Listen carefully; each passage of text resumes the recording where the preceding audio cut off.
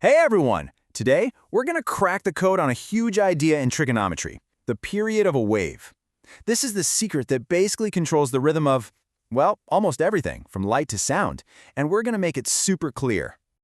Okay, let's just dive right in with this question. It seems pretty simple, right? But the answer gets to the absolute heart of what we're talking about. I mean, we see waves everywhere, but they're not all moving at the same speed. Some are super fast, almost frantic, while others are slow and kind of majestic. So, what's controlling that speed? And this slide just lays it out perfectly. A heartbeat, it completes its entire up and down cycle in less than a second. But an ocean wave might take up to 10 seconds to do the same thing. They're both waves, for sure, but their horizontal length, their period, is just wildly different. And that difference is something we can actually measure and describe with math. So, how do we handle this with math? Well, it turns out that inside our sine and cosine functions, there's basically a control knob, a single number that lets us stretch or squeeze these waves to match anything we see in the real world. And here it is, the period formula. It's just 2 pi divided by the absolute value of b.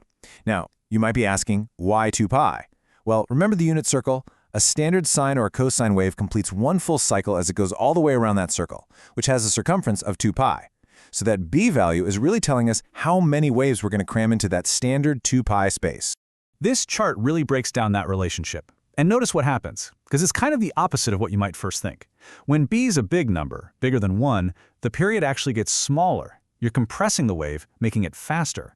But when b is a tiny fraction between 0 and 1, the period gets bigger. You're stretching the wave out, making it slower. Okay, so theory is great and all, but let's actually put this thing to work. We're going to take this formula and apply it to a couple of examples, going from just an equation all the way to the key points you'd need for a graph. All right, let's start with a nice clean one. We've got the function y equals sine of 3x. Our mission, should we choose to accept it, is to find the length of one complete cycle. So, how long is its period? You know, it's a really simple two-step process. First, just look inside the function, right next to the x, and find your b value. In this case, it's 3. Easy. Second, you just plug that number straight into our formula, 2 pi divided by 3. And that's literally it. And there's our answer, 2 pi over 3. So what does that actually mean visually? It means this wave is compressed. It's oscillating 3 times faster than a regular sine wave. In the same amount of space that a normal wave completes one cycle, this one squeezes in 3. Okay, so finding the period is the crucial first step. But now, let's use that knowledge to do something even more useful. Find the exact coordinates we would need to actually graph one full cycle of a wave. All right, let's walk through this together. First, we find the period, just like before. It's 2 pi divided by b, which is 2 here. So our period is just pi. Second, and this is the key to graphing, we find our quarter period by dividing that period by 4. So we get pi over 4. That's the spacing between all our key points.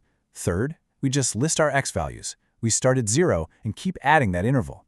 0, pi over 4, 2 pi over 4, which is just pi over 2, then 3 pi over 4, and finally pi. Fourth, we remember the standard pattern for a cosine wave, which always goes max, 0, min, 0, max. And finally, we just pair them up to get our 5 exact points for the graph.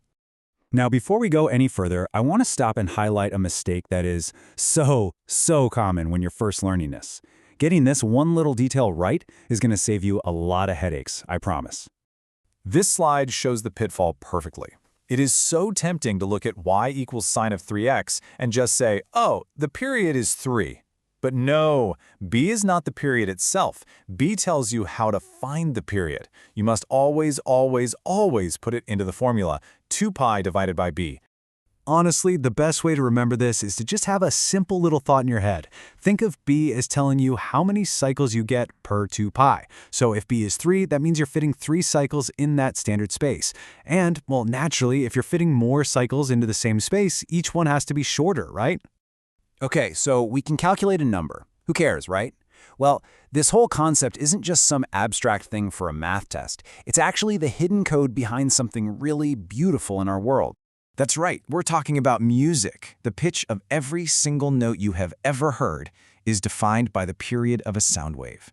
This math is what separates a low C from a high C, what makes a guitar sound different from a flute. It's all in the waves. So what on earth is this number, 524 pi? It looks kind of random, doesn't it? Well, it's not. This value is the actual B value inside the sine wave equation that perfectly describes the sound wave for the musical note we call middle C. Let's break this down, because this is so cool.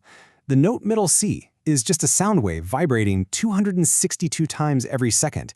To get the B value for its equation, we multiply that frequency by 2 pi, giving us our 524 pi. Now here's the amazing part.